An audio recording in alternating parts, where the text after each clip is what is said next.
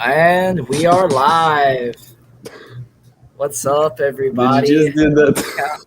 Yeah, can we count to six on here? Oh my god, what a match! Big change from last week, or from even a few days ago, where Ian was there. But yeah, we've got a full group here today. We've got Dave back. We've got Christo back from his party times. We've got Ian back from Milano. Like, what's up, guys? We'll start with you, Ian. Thanks for taking the Brothers of the World logo, put like tagging the stadium, like that's No big. problem, man. No problem. I actually had to ask like a couple of random Chileans. I think they were. They didn't speak a word of English, and I was just like, "Me airdrop this to you." Uh-huh. And I was just like, "Okay, just give me the phone. I'll do it." Oh my It, god. wa- it was no, but like in the atmosphere was I think the best game I've ever been to. Just because of the atmosphere, like first Champions League game back after COVID started, and it was brilliant. It really was. Singing the whole time. Even in the end, Jaco di merda chant started breaking out. Ooh. It was fun. It was fun, even if we lost. And Hristo back, first time in a couple of weeks. How's it going? Bro, look, sometimes I watch Inter because it's an obligation. But today, it was a pleasure to watch this team. A long ass time since we've had two fullbacks that actually know how to play football. Last season it was Hakimi. Seasons prior was nobody, Jonathan, I guess. And in a long time, we finally have two competent fullbacks. So I'm happy. When we have fullbacks, I'm happy. And imagine my fucking mood next season when we have someone else in the goalkeeper position. We'll see. We'll see. I think Handanovic is eternal. But we'll move on to Dave. Always back, always here. That's my Mr. Consistent right now. How's it Yes, going, sir. man? What's up, fellas? What's up? I mean, Mr. Consistent, I told you guys, like, I always move my schedule around for Inter, so I'm always going to be here. But it feels good, man. It feels good. I guess the mood is always dictated by how Inter play. The fact that we're recording this after that kind of a performance um, means that there's a lot of positivity flowing, even from the matches that we dropped points previously. I'm sure we'll touch on that. Yeah. I was, a little disappointed on Tuesday. I know we talked about going live after that, but like I was sick after that, man. Like that just last second goal, I was sick. But speaking of moving schedules around, I didn't really get to move mine around today. Missed most of the match, so you guys are gonna have to fill me in. So we'll go ahead and kick it off. Like first reactions from the match. We'll start with Dave since he's like right here on this side of me, or go clockwise or something. I was So wondering if it's yeah, set up the same way for all of us. it is. Is it everybody? Yeah, I mean, you're right here. Okay, yeah, Whatever. yeah. Like everybody's here. But, Everybody's here. we're like the Brady Bunch. But my reaction, man, I'll try not to overreact because it's hard not to overreact when you pump a team like Bologna, an M-form Bologna, because I believe they came in equal points with us to the game, 7 points. They were off to a good start, so it was not supposed to be this easy. But I'm super happy, man. I was expecting us to win quite comfortably. I was more expecting a 2-0, 3-1, more of those likes because after those two matches, there had to be some kind of reaction, And I was happy that I saw that much of a reaction and the fact that we showed that killer instinct to the point where we were still looking for goals. Dumfries calling for a penalty after the 90th minute, that means that we had that instant. We wanted to make a point, and the point was definitely made. Yeah. Dumfries, from everything I've seen, like made a great impression on everybody today, which I'm really happy about. Fristo touched on it too as well. I'll go ahead to Fristo. Who stood out to you today? Who do I need when I watch this back? Who do I need to keep my eyes on? I think definitely Dumfries because so far the criticism that we all had was that he was not technical enough. I think that's true, but today he showed that besides not having the technical ability that someone like Hakimi might have had, I still think that he had an amazing game, and especially in Serie A, you can get away with at least average performances, even when you don't have when you're not playing that well, you'll still have decent performances in the sense that you will be physical enough against the players that you can bully, basically. And in Serie A, I don't think there's anyone that's stronger than Dumfries, at least more physical than him, that plays on the left back or left wing back position. So I think he'll have a breeze when it comes to the physicality. I did really like him, and I think it's his first start, so it's a really good sign against a Bologna team that just 2 weeks ago they dominated defensively, at least against Atalanta. I watched that game throughout. Medel was outstanding, and Medel was nowhere to be found today. But actually, Bologna were awful, and I think that, as we said before, starting with the live, Dimarco and Dumfries, we have finally two very decent, very good wing backs after such a long time, and I'm happy about that. So yeah, the things are positive now, and Ian is next, so I think that he'll touch upon that even more, and he can even compare the performances against Real and Bologna in just like in 3 days difference. Yeah, our guy in the stadium. Yeah, so like for me, the whole team played well. Sadly, Tuku Correa got injured. It is what it is. But for me, two players that I would like to highlight most that we haven't touched upon already is still Brozovic. Even against a 90-minute appearance against Madrid, I'm just looking at his stats now. Dude still had 77 touches with the ball and still had 64 passes. I mean, it's insane for a player of his caliber. Like we all know, he runs like hell. He will always run, no matter what we do. But I'm also glad that he got subbed out today, so we don't kill him, so we don't keep on piling 90 minutes per 90 minutes per 90 minutes on him. And the second player that I want to highlight is Federico Di Marco. Like, we all know what he has, like the magical left foot and all things like that. But still, like to whip in, I think it counted like the crosses during the game. I think it was like 8 or 9 crosses. A few went in, few didn't, few were missed, few were very dangerous, few weren't. But just to bring that from the left side as well, to not just have Perisic always step over, cut into the right, try and shoot it, or just fumble it completely. It's nice having an alternative. Yeah, I like your point about Brozovic actually getting subbed out, because I feel like that's something that didn't happen under Conte. Like, this guy was just run into the ground, and I think it will just be a benefit to us, in the long run, if he gets some rest and, can keep that quality level, because like when he gets tired, that drops, and that's when you start getting all the arm waving and flapping and all the upset just expressions that you get from that guy that drive everyone up the wall. But we have a question in.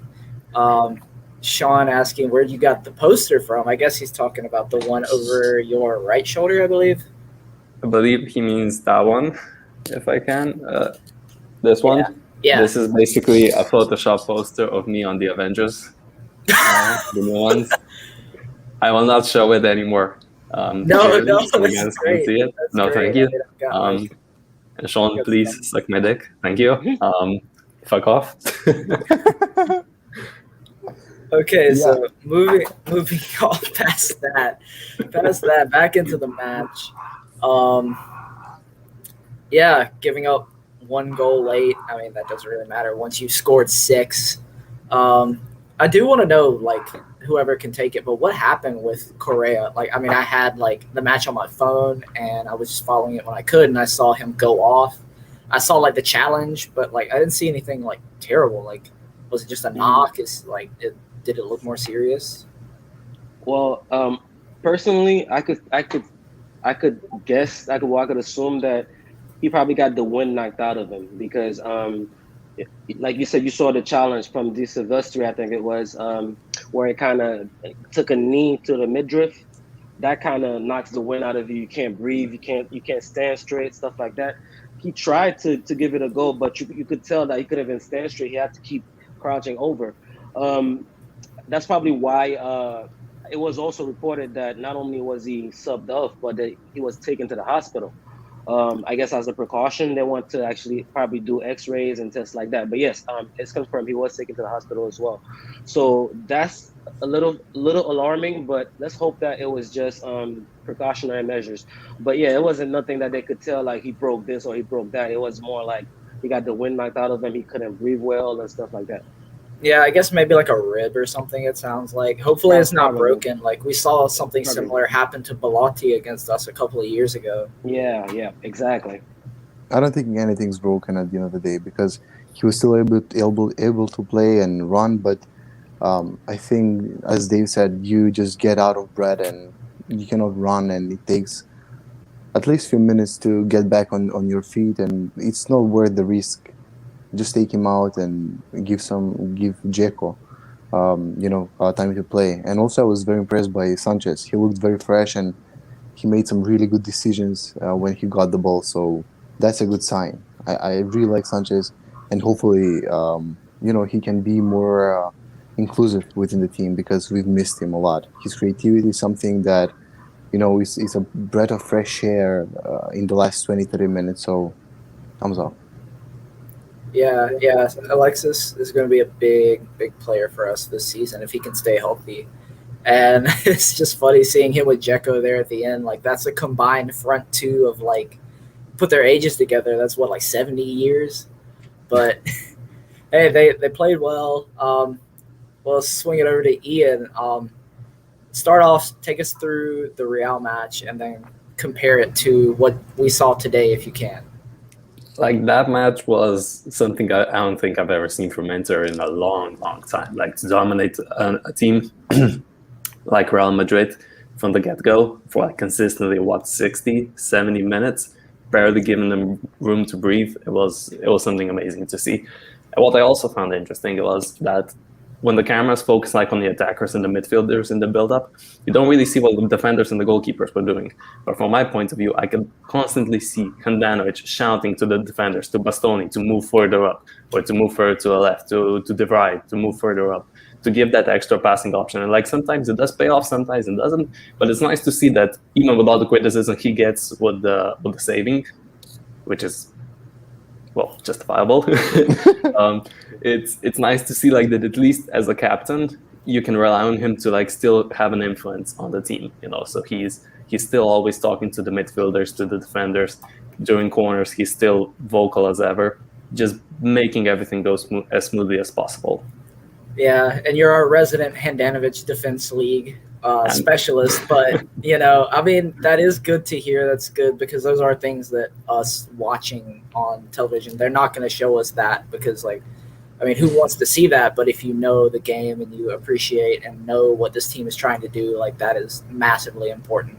And that kind of leadership, vocal leadership, we don't hear about much from Handanovic. So to hear that is good, even if the ball were to come his way and he would be scared of it. But and also that high line didn't seem to be what cost us against Real. Like they were able to, really suffocate them. And that was something that I was really impressed with. It just was the inclusion of Vecino, who got run through by someone half his age, but I'm not going to get into that guy too much. Come on, give Vecino some rest. He hasn't played in a long time, and he was actually decent today. Yeah, because I saw him starting. I was like, this guy just took like the worst substitution appearance I've seen, turned it into a start, and didn't he get a goal? Yeah, he did. And he got a goal. Can't beat this guy, man.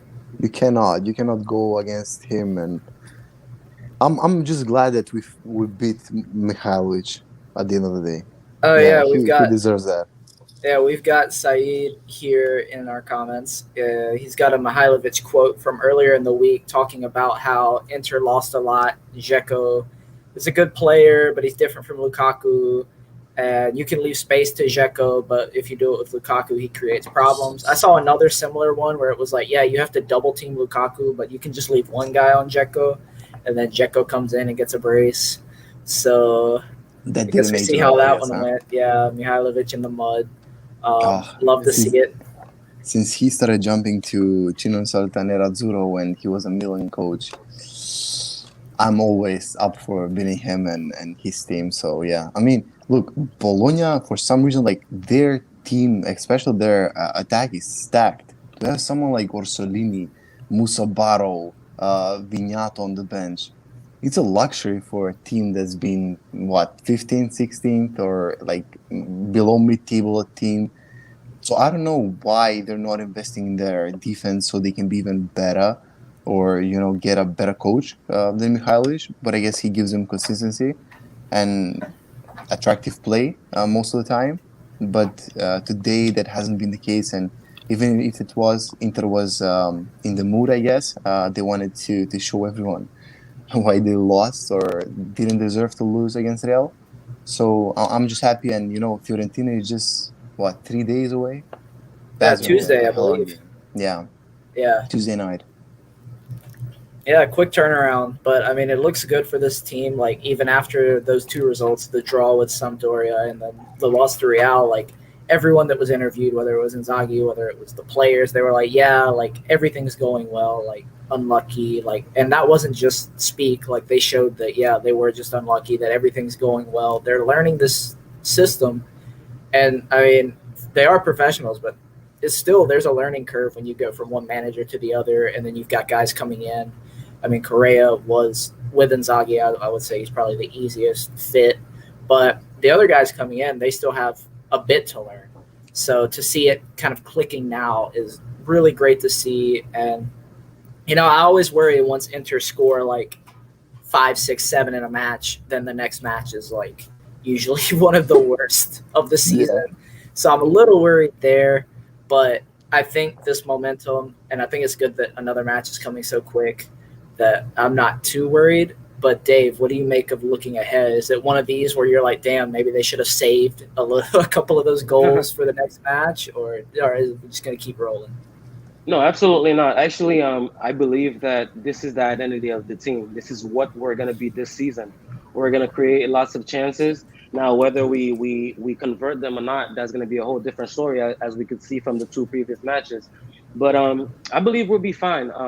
Fiorentina, I watched their match this morning, and of course, we all know about Italiano. It's not just hype.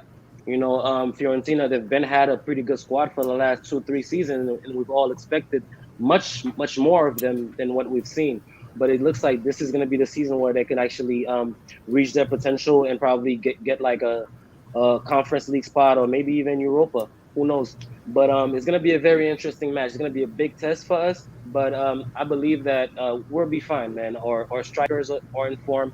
When you have both Dzeko, Lautaro's in the mood, Correa is probably not going to play. But the fact that Sanchez came on and looked sharp today is encouraging.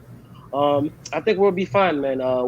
I'm curious to see how it goes, and I think we'll do just fine. I'm not even worried about how many goals we scored or if we should have saved some or whatnot. But no, we'll be fine. All right. That's good to hear, because I went into Real, my gut feeling, I was like, yeah, we're going to get a win out of this match, and it didn't quite go that way, even though that's hard done by Courtois show, whatever you want to call it. But yeah, I wanted to touch on that real quick. I'm sorry, I kind of forgot.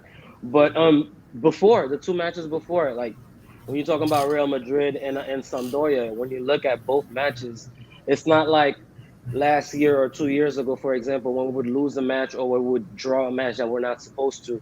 You would go back and look at it and see that we're still trying the same thing over and over again, and that team pretty much figured out Conte's style, and we couldn't react. It wasn't the case for those two matches that we dropped points. Versus Sampdoria, we were creating a bunch of chances. We had Çalhanoğlu, he had a chance that he missed. We had Perisic and Dzeko that messed up on the chance as well before the Sensi situation, where we had to pretty much settle for a draw because we were down a man and we could not send people forward, or we risked losing. And as far as Real Madrid, how many chances did we have? We had Lautaro with an open header, Dzeko open header, Dzeko save on Courtois. We had a bunch of chances. So we create a bunch of chances and we just didn't take them. So that's encouraging. The team creates chances, and that means what we're doing is working. It's fluid. And we even got credit from Courtois saying that we deserve more from the game or whatnot. That doesn't mean anything. I'm not into stuff like that, but I guess that counts for something if you want to bring it up.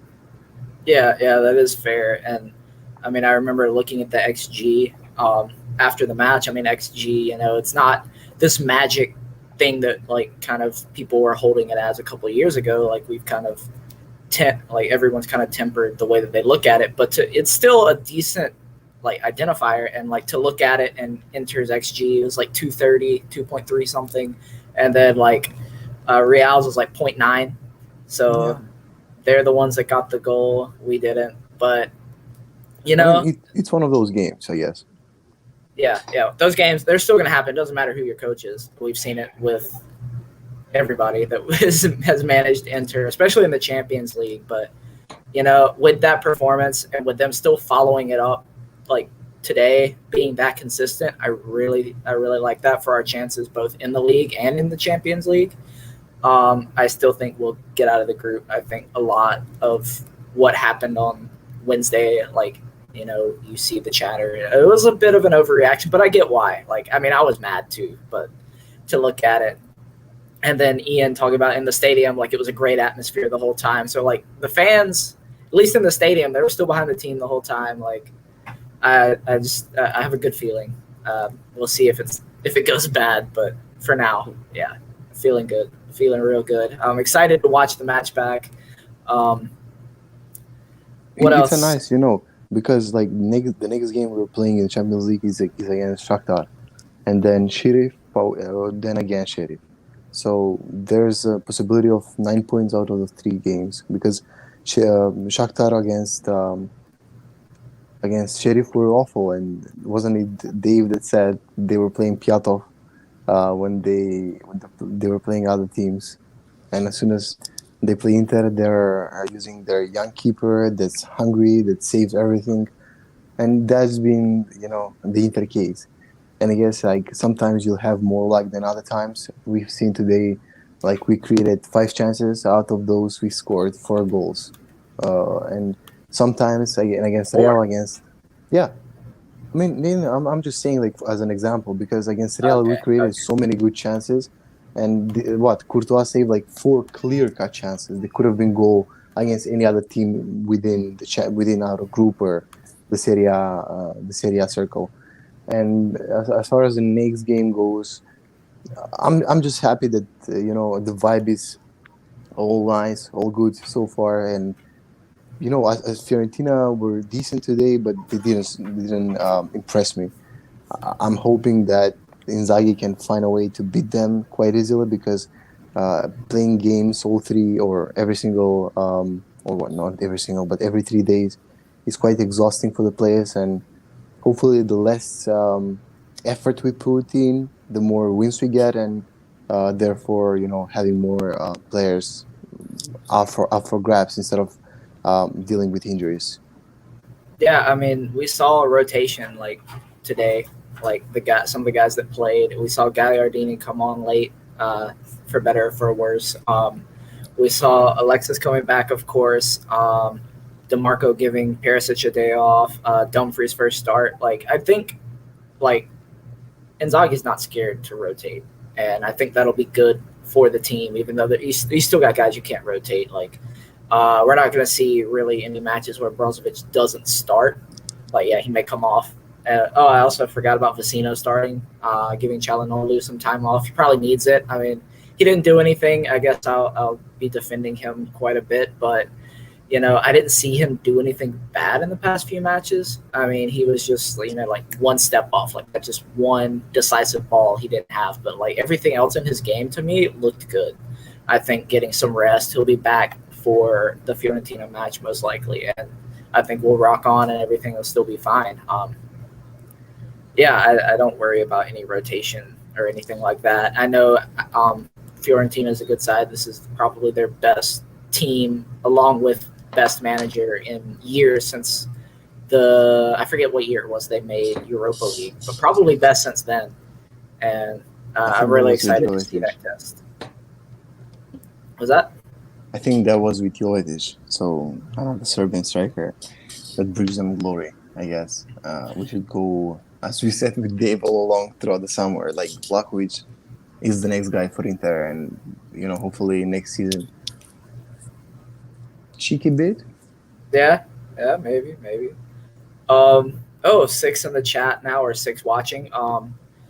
don't like to do this a lot, but leave some likes, some comments, anything helps us get in playing with those, greater YouTube algorithms that I don't understand, but they help get us to a wider audience. So if you guys out there, whoever I'm yelling out into the void to, would leave something, that'd be great. But to continue on, the week after next is our next Champions League match, right? That's when we go to Ukraine to play Shakhtar. I think that's still going to be a rough trip, but I think it should be fine. We haven't really seen, I guess the best performance away was the Verona game. It'll be interesting to see how this team travels in, the Champions League. I'm excited, and it's great that even though, we didn't get our result, that Shakhtar lost to Sheriff. Christo, I think, touched on it earlier. I watched a bit of that match, but I think I flipped off of it. But yeah, I think we're in a pretty prime spot to advance there. Depending on what Roma do tomorrow, I believe, depends on where we'll be in the table. But it's still so early to be looking at the Serie A table. But I do want to go around. I'll start with Dave. The team outside of Inter that has impressed you the most, that you've watched the most. I guess you just don't even have to say Inter inside or out, but yeah, team in Serie A. It kind of pains me to say it, to have to admit it, but it has been Milan, to be honest, and they actually solidified that in the Champions League against Liverpool, because you know me, I had Inter game on the big screen, but I had Milan very close on the laptop, hating on them, but they looked the part, and they play with no fear. They play a very open, very quick style of play. My guy Leao that we were talking about last episode, looks like he's finally fulfilling that talent.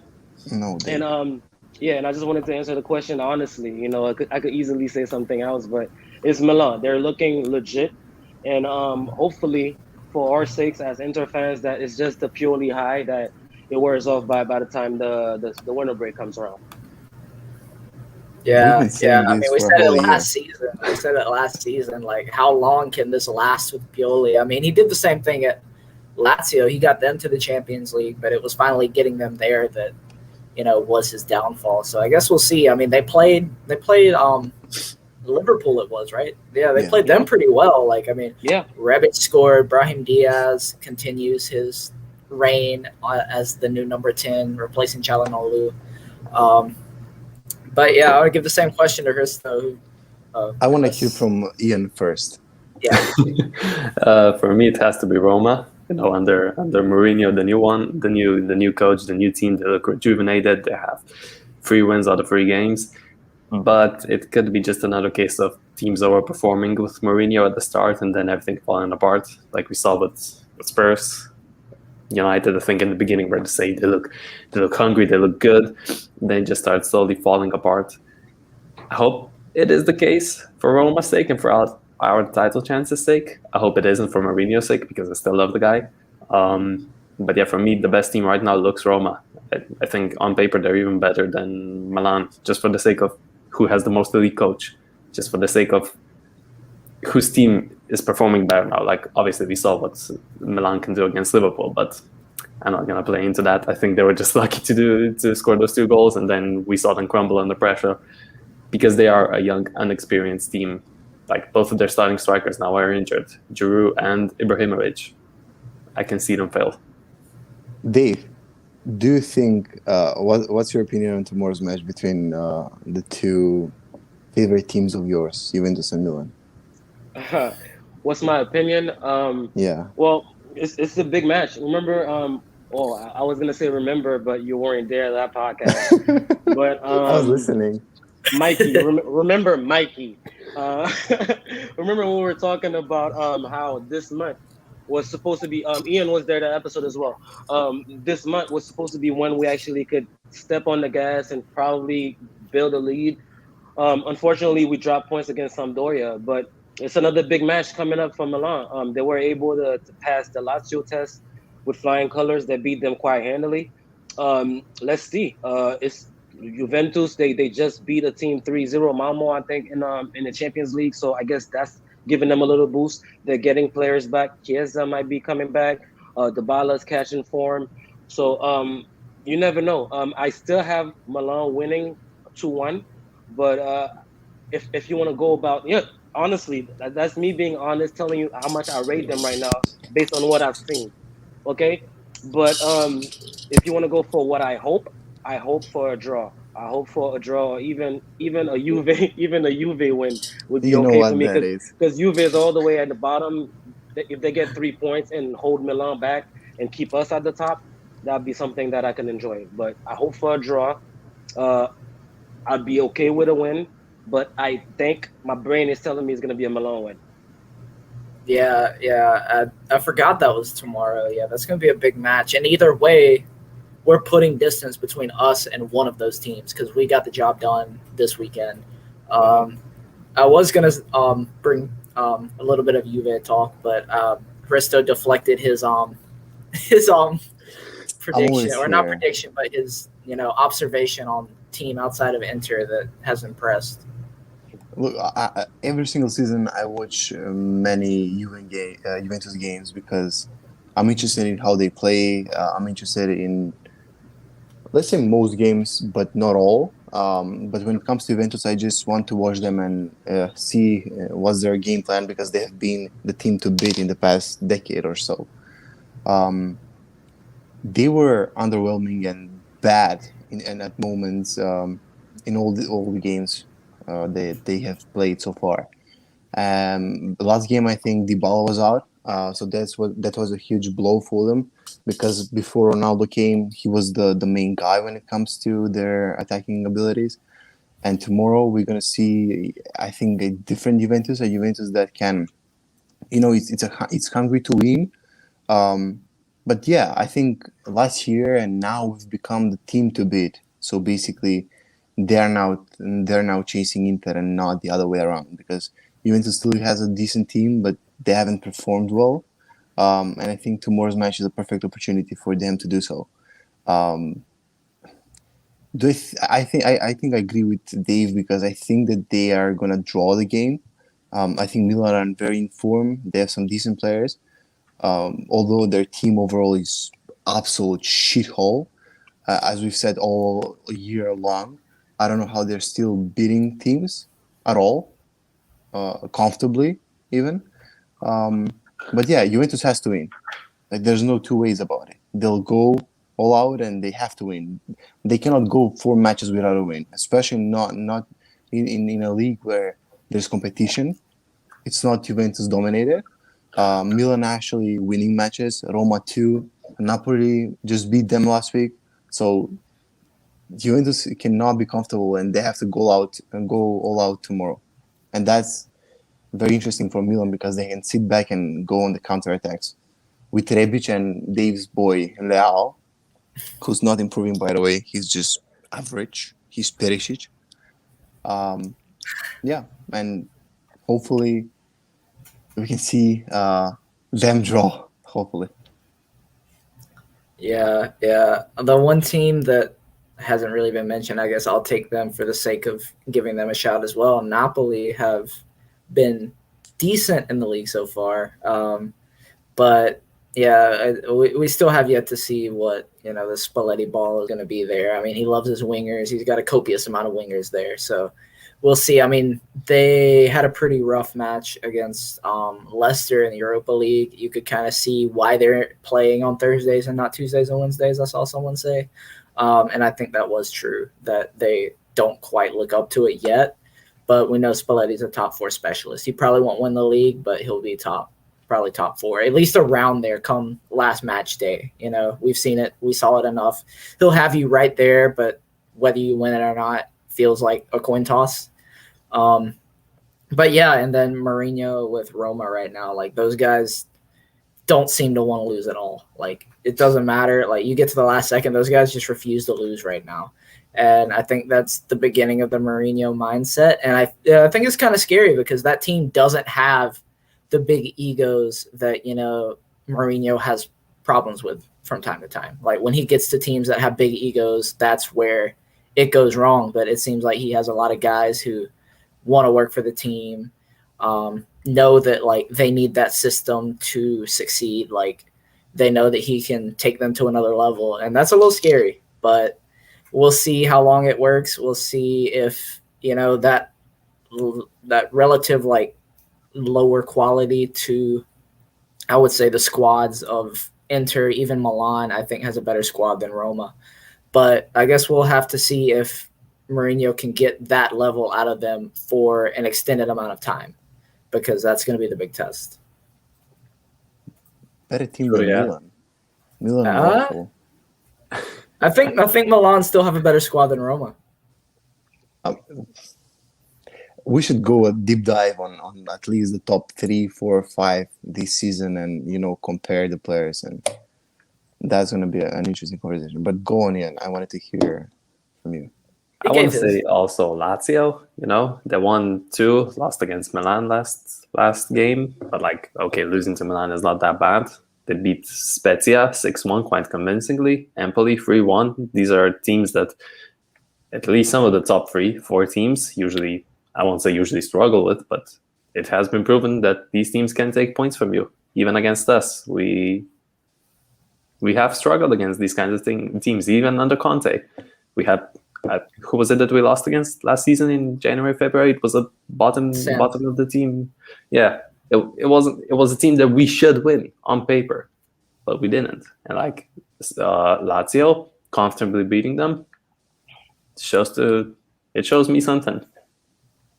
Might struggle against the other teams, but top 4 at least with Sarri as well. Immobile is having a stinker of a season right now, but still, their team is good enough to challenge for top 4 at least, if not something else. They still have world-class midfielders.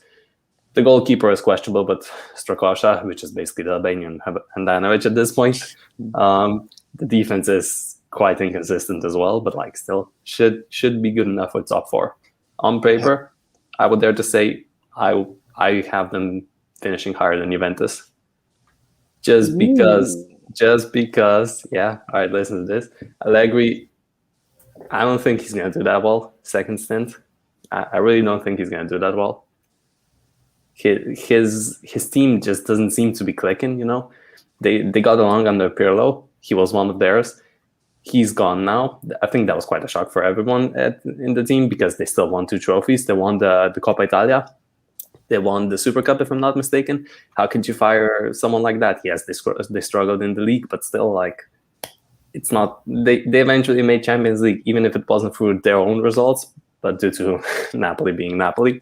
I still think Allegri's not going to do that well, at least until the January transfer window, and then maybe they'll start picking it up. But it's a question. Will it be too late by then? I think it might be. Yeah, that's a fair assessment, because I do agree. If you compare teams, especially midfields, they do not have a good midfield. Lazio have a much better midfield. Napoli have a much better midfield. Exactly. So it'll be something to see. He's a great coach, but he's not a miracle worker by any means.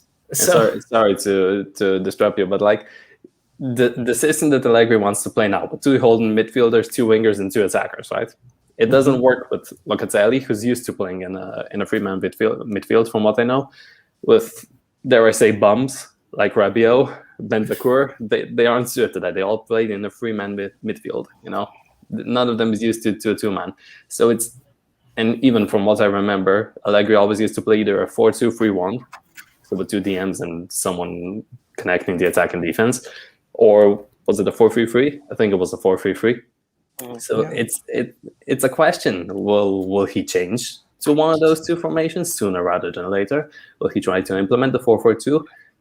Will those players perform in the 4-2-3-1 or 4-3-3? Is it now? So I don't think so. I don't think they have the players to do that.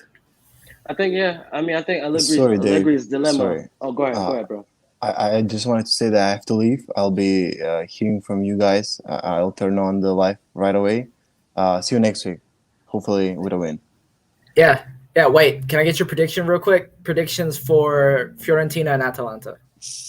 Oh, fuck me. Or just Fiorentina if you get a rush 2 that draws. fast. 2 draws. Oh, What? come on, get out of here. Get out of here. All right, you can leave. You can leave, bro. I'm much higher Then than number 3. Yeah, What's wrong vodka. with this guy?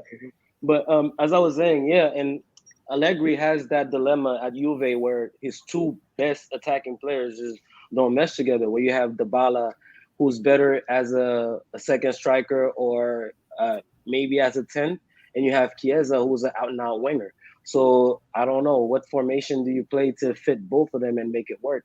I guess it's going to be up to him to find out. And thank God for them that they have him, because he's known for that. He can mesh his tactics to fit the squad that he has. So that's why I wouldn't quite say that Lazio would finish higher than them, but I definitely take your points. They're definitely great points and made me think about it for sure.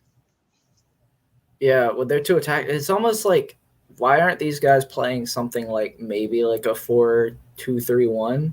Maybe have they done that this season? I haven't watched too terribly much. I watched them beat Malmo, but like, it's Malmo. Like, that wasn't the toughest of matches for them. But Dybala, I believe, did score, if I'm not mistaken. So I mean, It was a penalty.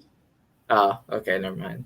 Penalty FC over there, I forget. But yeah, they got to get those guys, both of those guys, firing, and they have to find positions for them to be doing it together. And I think that is a tall ask. I don't know. I don't know what we're going to see from them. I feel like they're almost in a position that we were in, a couple of years ago, where we were the ones that were kind of questionable, like the Spalletti era, even back to like Mancini era, Inter, like second stint. I think that's a pretty good comparison, because you got your manager that won Scudetti coming back, and he's trying to pick up the pieces from something that, hasn't been clicking on the same level. Like, I mean, Juve haven't had the depths that we did in that time, but like, it's not the same Juve that we've been used to, running off 9 straight. Like, thank God they didn't get to 10. Thank God they're probably not going to win this year. But yeah, I just wonder how deep it goes for them, and like how long it's going to be before they're back. I wonder the same thing about like Barcelona. I watched them the other day. I'm like, these 2 teams played a Champions League final, 5 years ago? And now neither of them look near that anymore. Maybe 6, I forget. I'm not good at math. But I don't know. I just wonder how deep the mud is for both of those teams. It's a fair point. It is. I think Juventus made a huge mistake signing Ronaldo, pouring all the money, all those wages into him, into one player, and still not building a competent team around him, instead of just like, okay, out with the old guard. You've done your job. Thank you for your service. Chiellini, Bonucci, there you go. New goalkeeper, thank you. New midfield, new attackers, something like that. Like, slowly rebuild instead of like one big, massive rebuild one summer. I don't know. We'll see. Yeah, you think back. Oh, go ahead. Sorry, Mike. I think that to answer Ian, I think that what happened to them is like the pandemic. They got caught holding the bag. Because when you think about it, the first summer they signed Ronaldo, it was big, Ronaldo, whatever. And then the next summer they went and spent 85 mil on De Ligt. So that means that they were going to build the project up to standards. And just like it hit everybody else, it hit them, and they couldn't spend. And they got to a point where they were happy to let him go to free up the wages. But I think the Ligt signing, which was big signing at that time because everybody wanted him, it was a big statement that they did have the intent and the resources to actually build that project that would be able to win the Champions League. Thank God for us, Interisti, they never were able to build that team or even do a rebuild. But I think that it's bittersweet for them because the guy scored over 100 goals in 3 years, but then again, they never won the thing that they wanted to win with him. So they ran themselves into the ground trying to achieve something that they can't. But before I get to Sharma's comment here, it's pretty good. Professor Dave with the glasses spitting. Yeah, we all had glasses today. We were all glasses FC today for a little bit. Yes, still sir. now.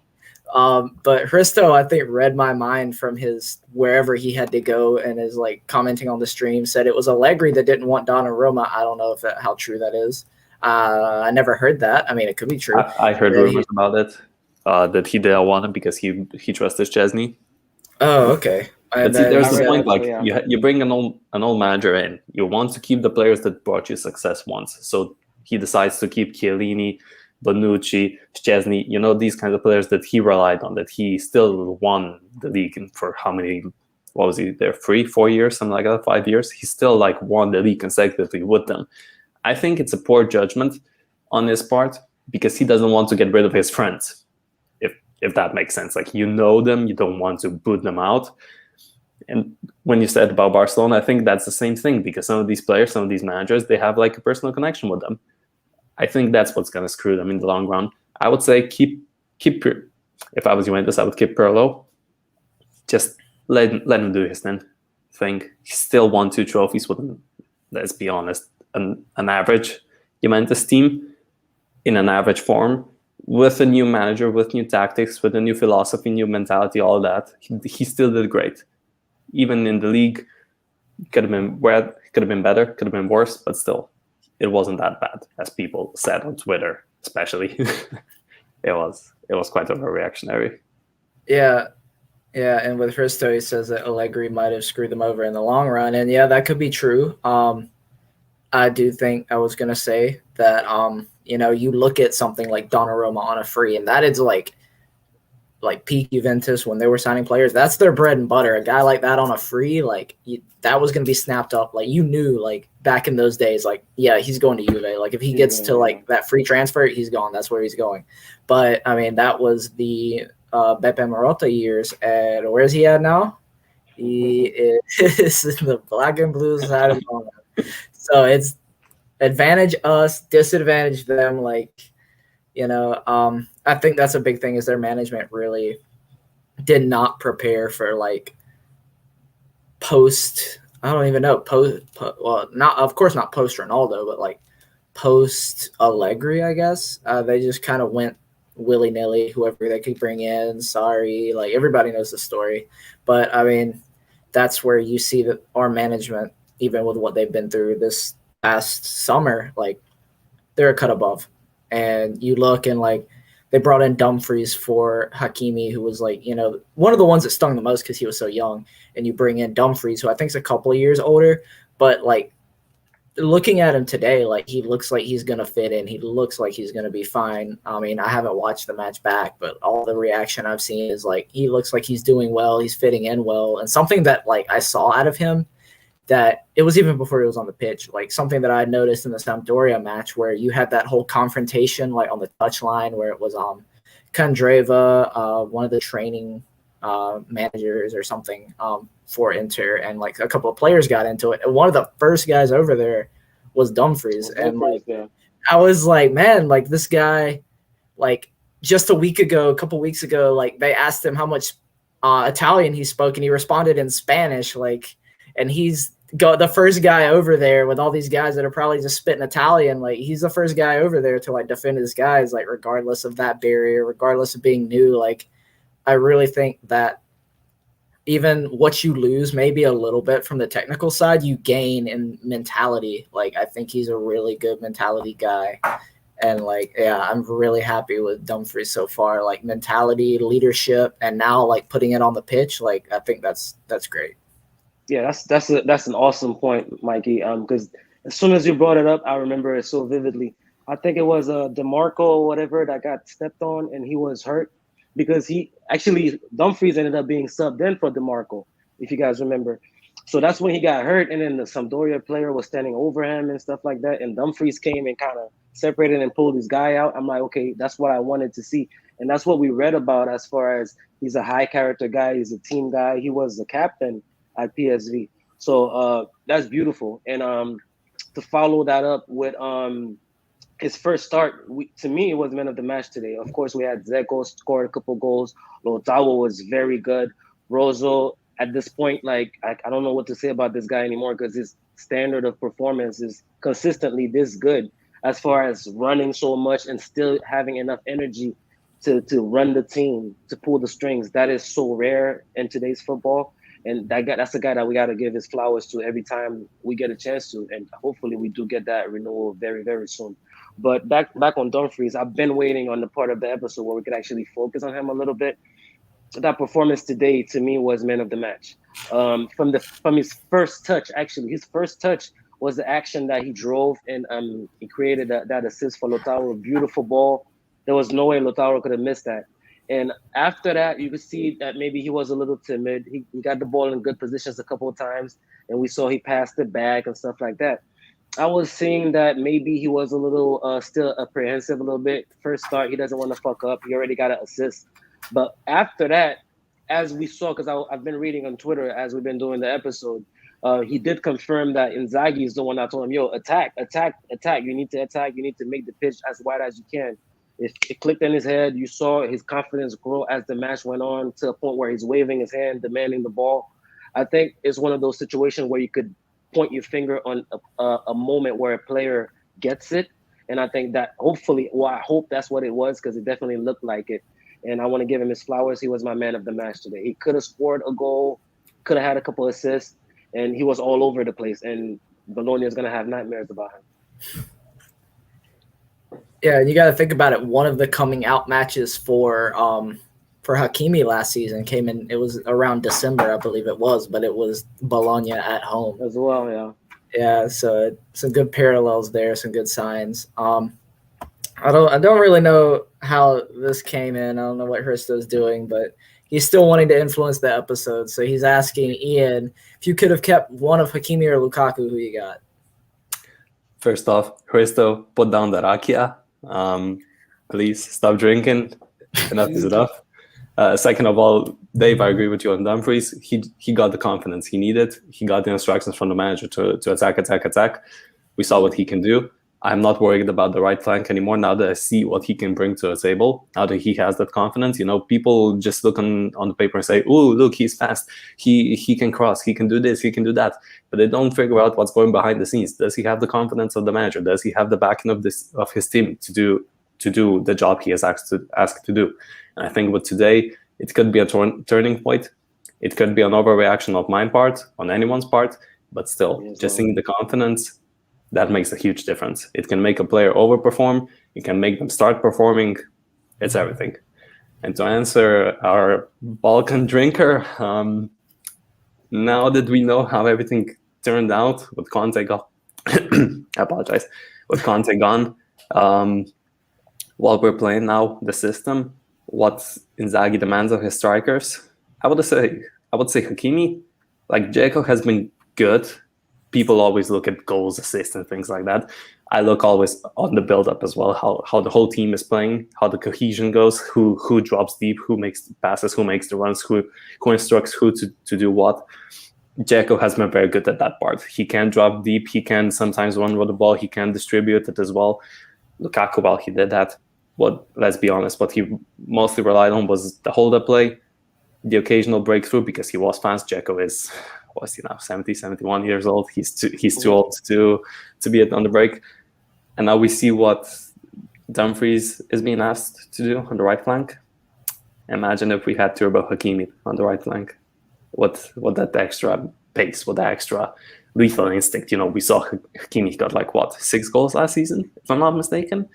Imagine just him in some of those situations on the break where Dumfries went kind of wide. I would say, okay, but you could cut inside. We saw Hakimi cut inside and finish it with his left foot.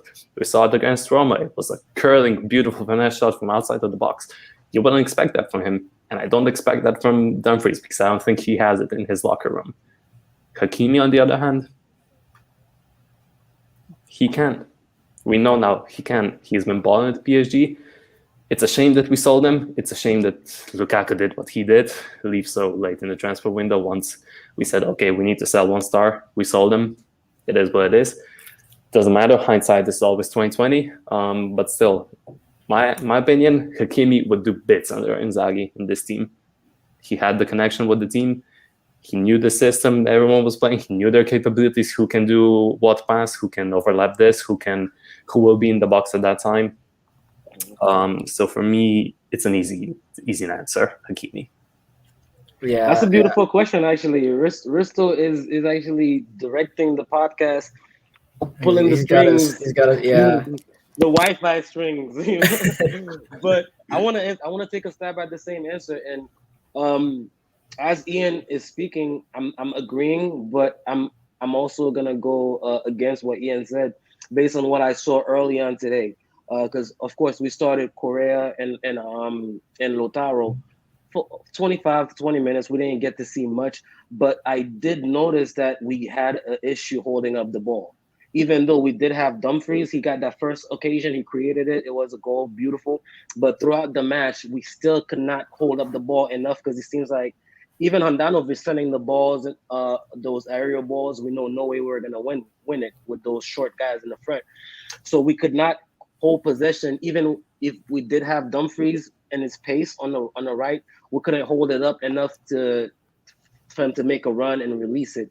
So for that reason, actually we saw the difference when Zeko came in, and that's when Dumfries kind of unlocked. I feel like that those things go hand in hand. Zeko's I'm gonna rewatch the match as I always do.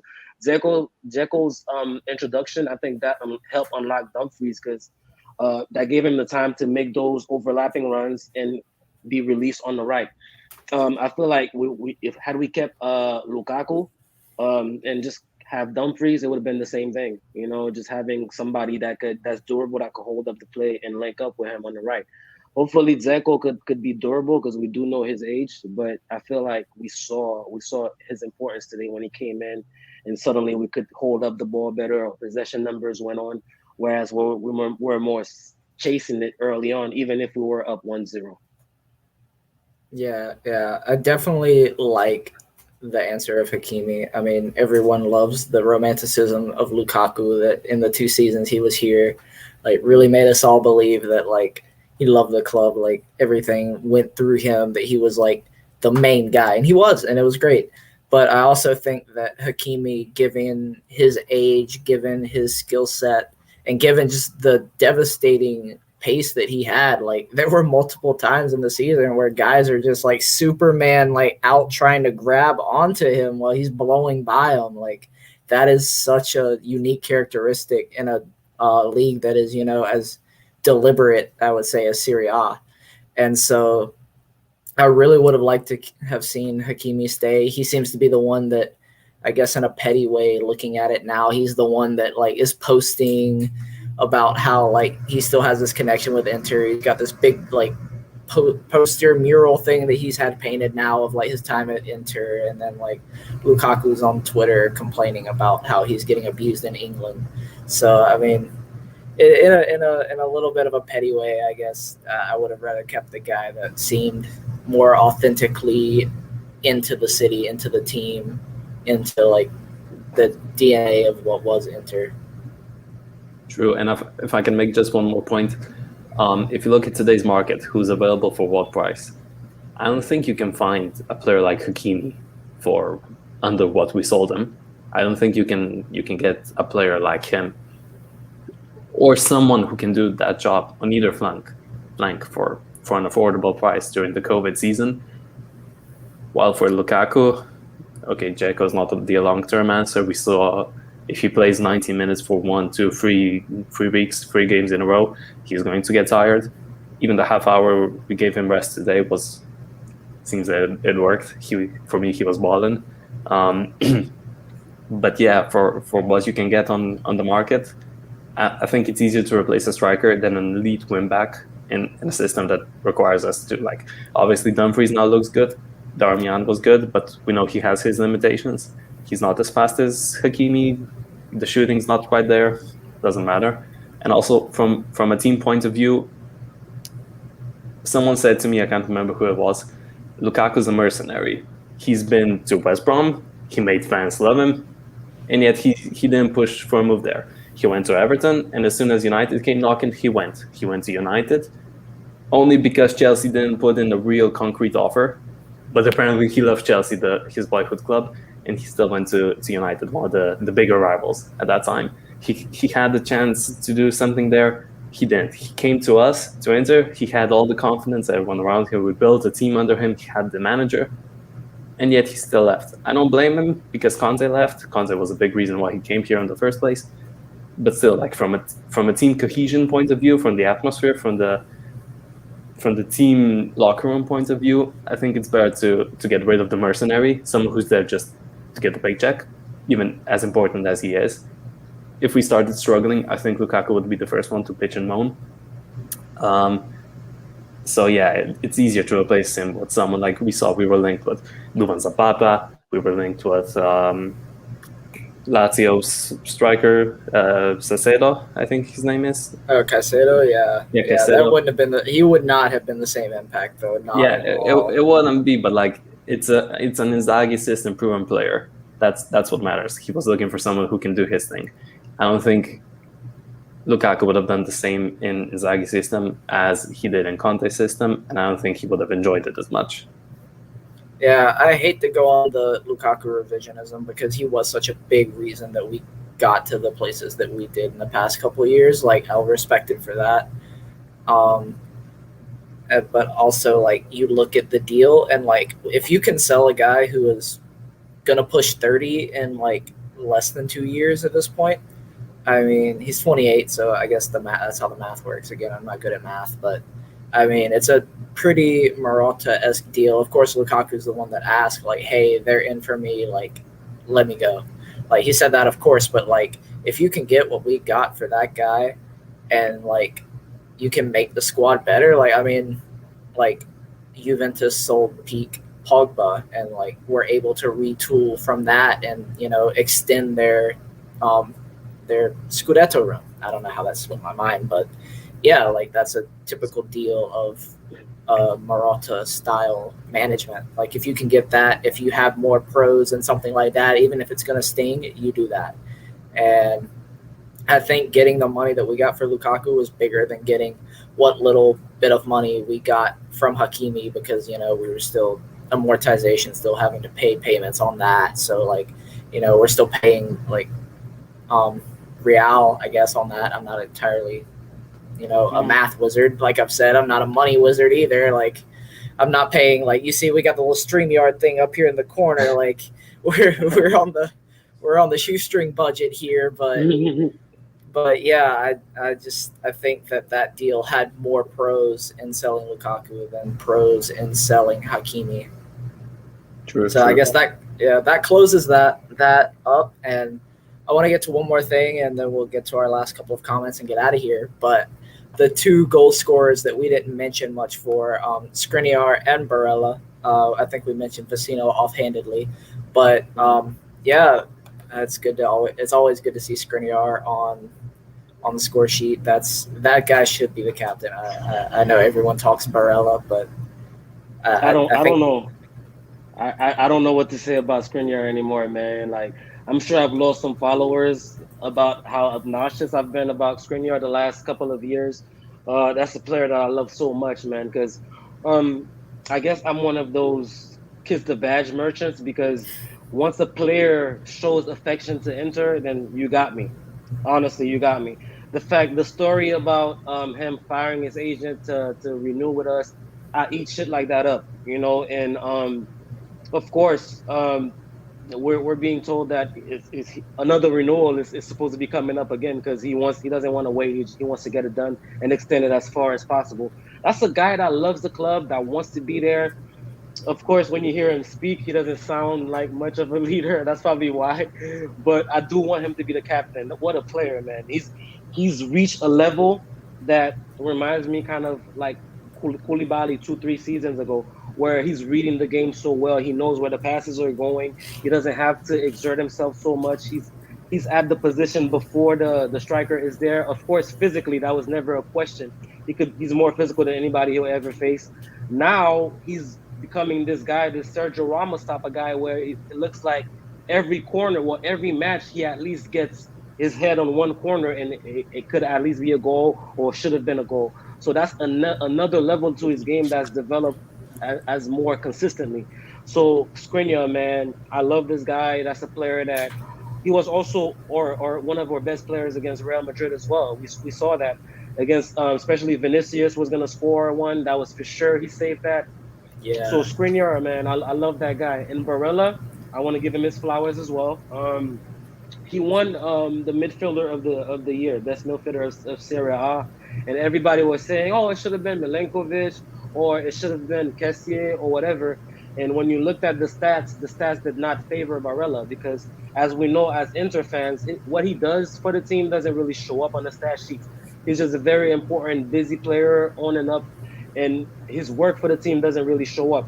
But this season, I think that's going to be the season where he's taking his step as an elite midfielder, not only from the work that he does, but the output as far as the stat goes. Because what is it? 4 matches, he already has 3 goals, 2 assists, 3 goals, 3 assists, something like that. I have to check the stats. That's impressive. If you can keep that up, then definitely best midfielder in the league and one of the best in Europe for sure.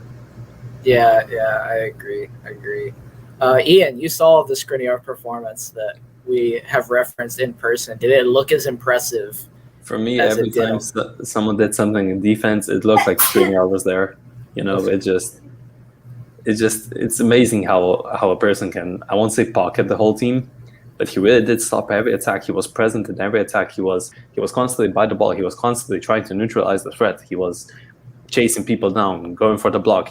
As Dave mentioned before, that sliding tackle block on Vinicius, I think that would have been a goal if Skriniar didn't block it. It was something amazing to see. Like, people don't give credit to defenders in this day and age. I think in this Twitter heavy stat sheet merchants, expected goals, expected assists kind of era. You know, it's nice to see not only a defensive performance like that. It's also nice to see that he cares for the team. You know, he was, from my point of view, he was always constantly shouting towards his teammates, "Go here, go there, go help him cover something open for the pass here." He was always overlapping. It was just the perfect modern wide center back in a free back formation where he always overlapped. It was the perfect performance. Just a shame we couldn't cap it off with a win. It really was. And to add to that, Ian, I know you got more to say probably about Barella. Please hold your thought. I wanted to add, this is a guy that 2 seasons ago that Conte was ready to sell, you know, because he just was not getting the three man back formation, and we saw it with our eyes. He was struggling. You know, he was getting beaten left and right by fast wingers. He couldn't read the game. He was getting fouls by being too aggressive. The guy sat down. He learned the system, and now he's mastered it. Like, you got to give him credit for that. I'm sorry, bro. You could go on. No problem. I just want to say, news has come out that Tuku Correa is not seriously injured. It was just a strong challenge onto him, and that's why he was subbed off. Not anything broken, not anything ruptured. It was just a strong hit onto him. I think it was his kidney area or something like that. That's why he can't stand. So thank God for that.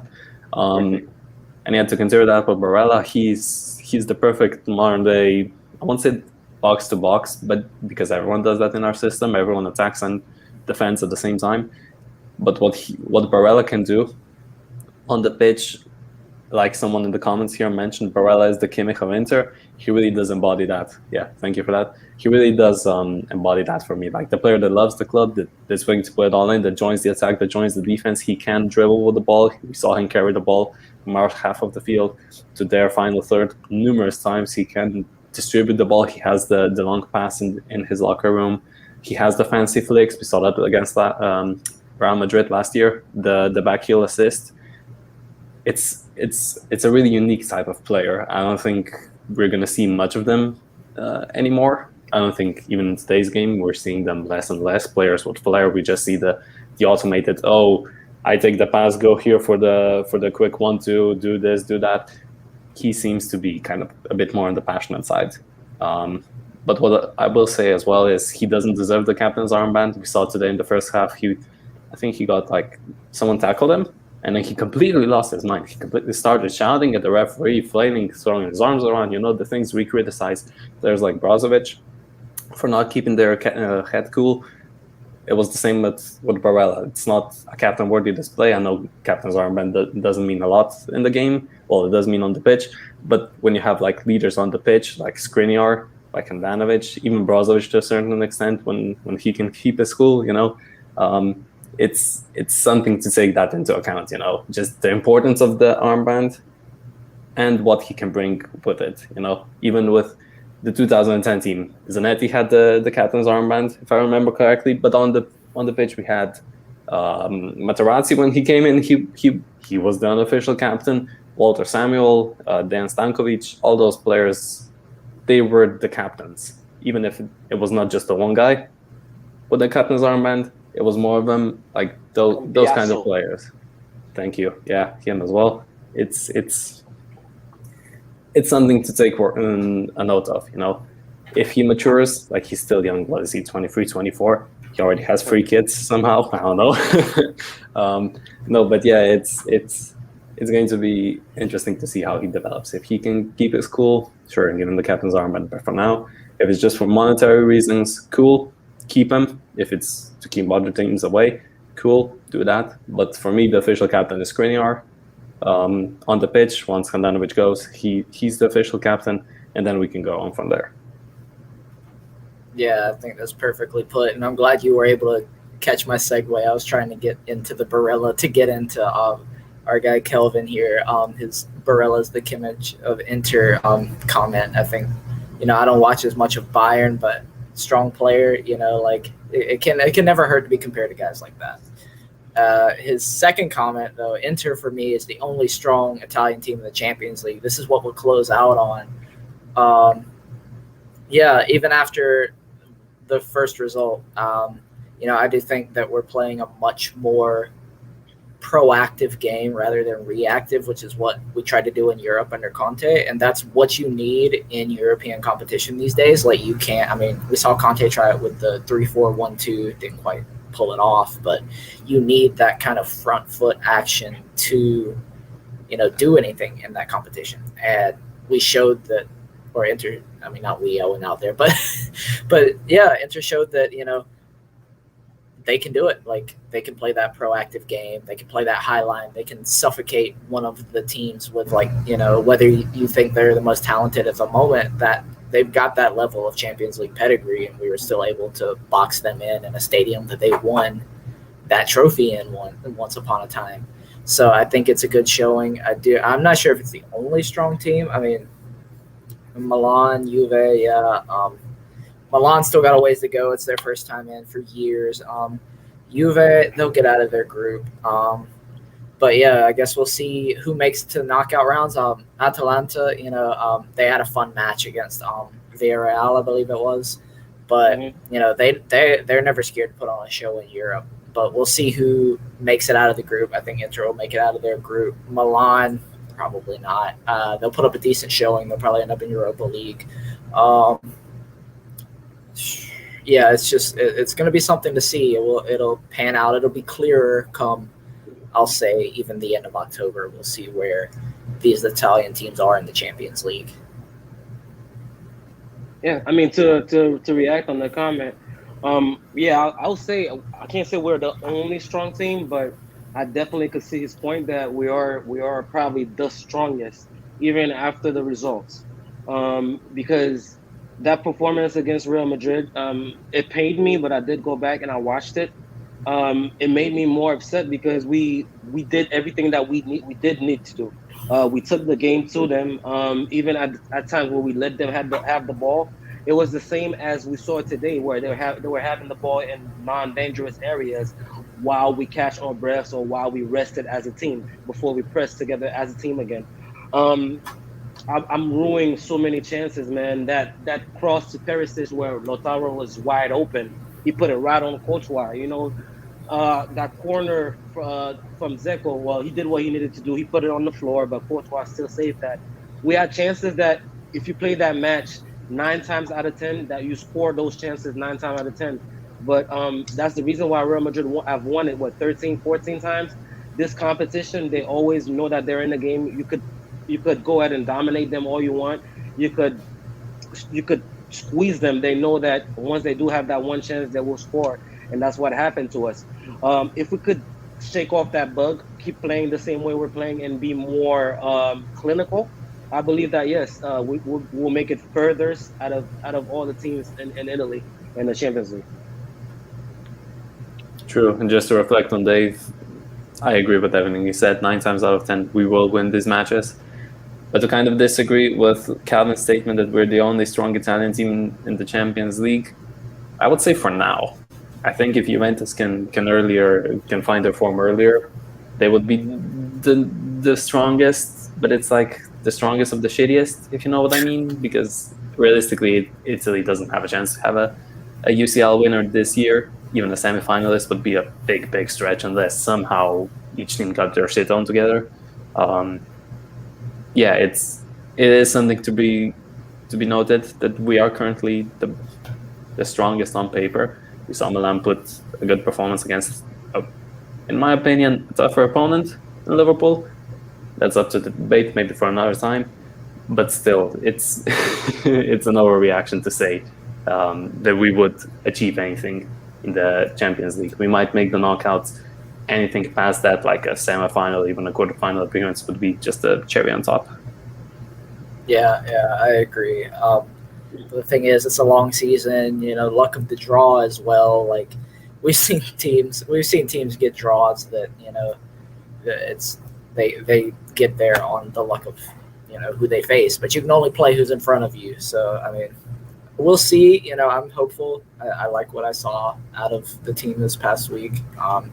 Rebounding from a tough loss like that to take your frustration out and hammer Bologna, who did shut out another or keep a clean sheet shutout. I'm in baseball mode, but they did keep a clean sheet against one of the other Champions League teams in Italy with Atalanta. Like that's nothing to scoff at. So I mean, us bouncing back like that, I really like that. I'm really happy with that. And I think it bodes well for the next few weeks as Champions League comes back. We have some midweek Serie A to keep everyone fresh as well, I guess. So yeah, really positive. I like what's coming up. I like what I'm seeing out of the team.